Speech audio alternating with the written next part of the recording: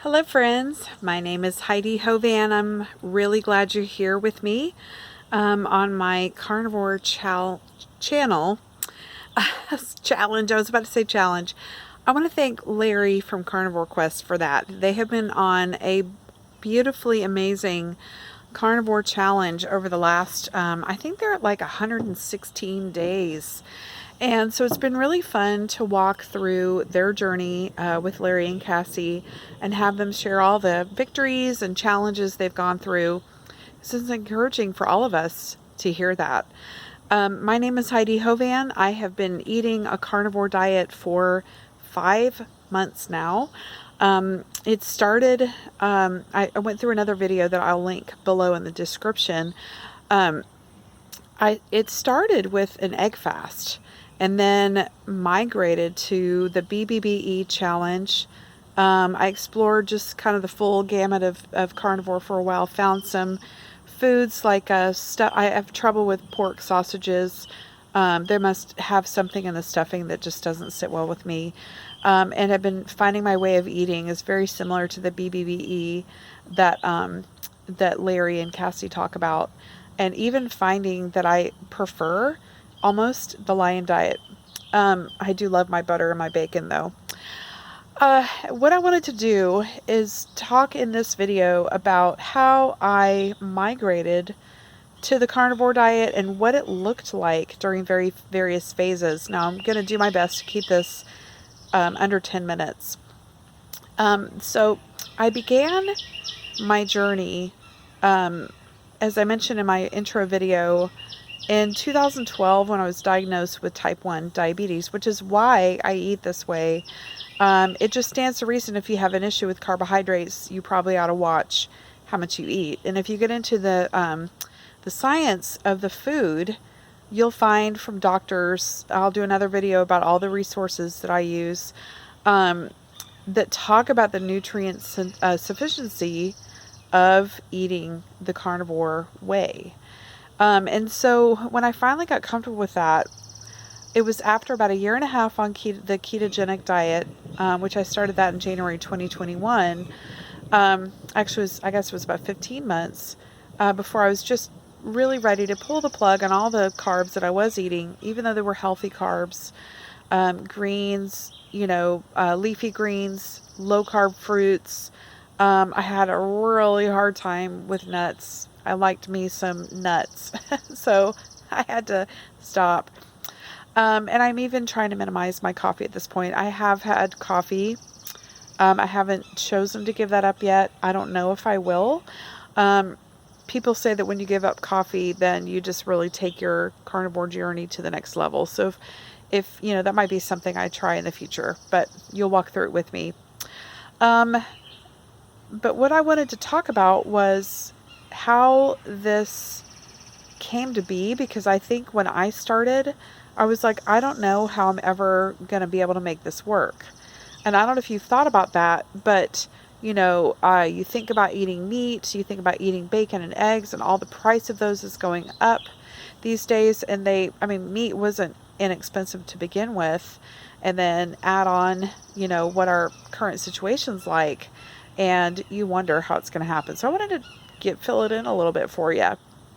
When I started, as I mentioned, I did the egg fast in March 2022 and was eating 8 eggs a day. And at that time, eggs were cheaper than they are now. You can be abundant right now and just say, let's say an egg is 75 cents, right? And then butter, sticks of butter are more expensive. That's about another 75 cents to $1. And then you can have cheese.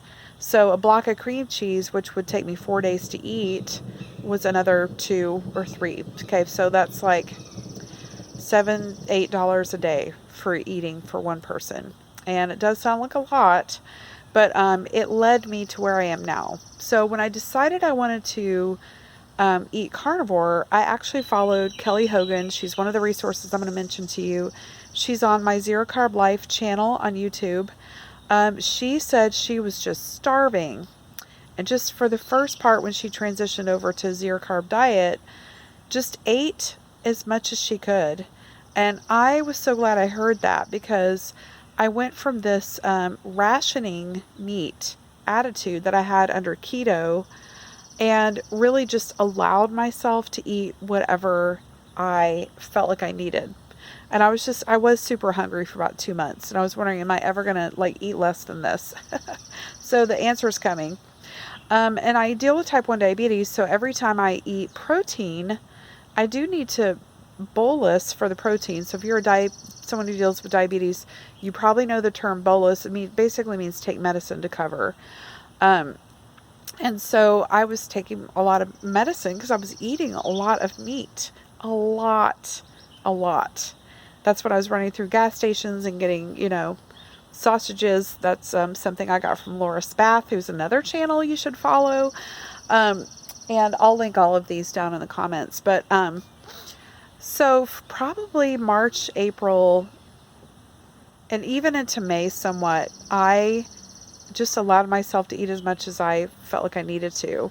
Then spontaneously in May, maybe about a month and a half ago, I started noticing that I was not hungry. And even when I actually really couldn't even bring myself to eat until I was hungry. Sometimes when you eat a standard American diet, or even a keto diet or low carb diet, a low carb is basically more carbs than a keto diet. So it's low carb. But anyway, the more carbs you eat, I think the more programmed you are to eat. And you can still accommodate the food. But man, when I've cut down to, I don't even know how many carbs I'm eating now because I don't measure either. You find that when you're not hungry, you literally cannot bring yourself to eat. And it's not, and actually Larry and Cassie have talked about having this just aversion to some foods until they're hungry, and then they can eat. And I felt the same way. So I can almost tell when I'm not hungry, because even meat doesn't taste awesome during that time. So in May, mid-May or so, it was after Mother's Day. I have 2 kids, and actually they're gravitating towards the low carb carnivore diet too, which is fun to watch. My husband is as well and feels really good on it.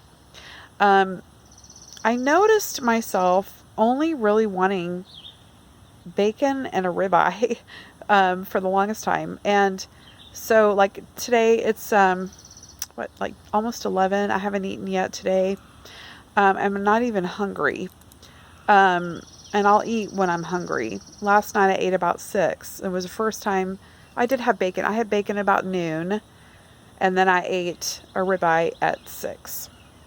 And the bacon almost was like an appetizer, but even it didn't super taste good. I probably could have gone longer without eating. But bacon it sounded good till I tasted it. And then I was like, so give yourself the ability to, I'm going to finish up this video soon. Give yourself the ability to satisfy your hunger cravings when you transition to carnivore. Be patient with yourself, because you will not always need to eat that much meat. You will gravitate to a point where you'll be happy with 1 meal a day. I don't know how long it'll take you. I don't know when that'll happen. I don't know what has to happen for that switch to occur. I just know that it did happen for me. So be patient with yourself. Now, typically, I will have sparkling water. I love sparkling water. I do have lots of regular water, but I also don't make myself drink water. I drink when I'm thirsty. Give myself plenty of salt. I have salted butter. I have bacon, and I have usually it's a ribeye. And I did stock up. I've got some ground venison thawing in the fridge. That's probably what I'm going to have today. And so when I do that, I'll do a video about that. So you can see kind of what I do. And I appreciate another shout out to Larry for encouraging me to do this video. If you like this content, please like the video, share it with a friend, and subscribe to my channel. And I'd love to hear what you think in the comments. Thanks for coming, and I will talk to you soon. Have a blessed day. This is Heidi.